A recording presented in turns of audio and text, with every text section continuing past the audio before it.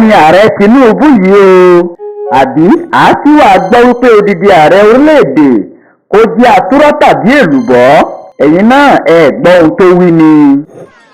Wọ́n sọ̀rọ̀ ọ̀rọ̀ epo àwọn á di 200 á di bàbá. Ẹ fọkàn balẹ̀, a máa gbé wálẹ̀.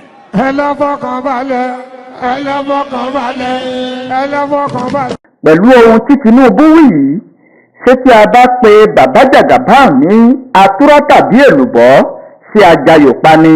Àbí èwo ni ìlérí tí ènìyàn ó ṣe tí ò ní lè mú ìlérí ọ̀hún ṣẹ? Àti wípé tí ènìyàn ṣe ìlérí kó má mú ìlérí ọ̀hún ṣẹ, òun ni àwọn ènìyàn fi ń pe onítọ̀hún ní onírọ́. Sànúsí Lámídò Sànúsí ti sọ àsọtẹ́lẹ̀ nípa ìṣèjọba Aṣíwájú Bọ́lá Ahmed Tinubu wípé yóò fi ìyà ńlá jẹ àwọn ọmọ orílẹ̀-èdè Nàìjíríà. Ẹ̀yin náà ẹ gbọ́ ohun tí Lámídò Sànúsí sọ.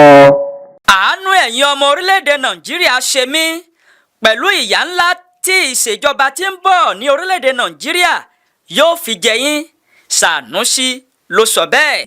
Sànúsí Lámídò Sànúsí ó ń sọ̀rọ̀ náà ó sì ń sunkún bíi tótó. Where from the fiscal side and the monetary side, the challenges that we have and the decisions that will be taken to correct are going to be very painful decisions.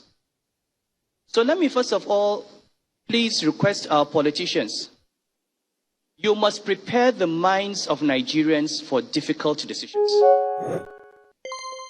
Anybody who tells you that it is going to be easy, please don't vote for him. Because it's either he's lying to you or he does not know what job he's going to get.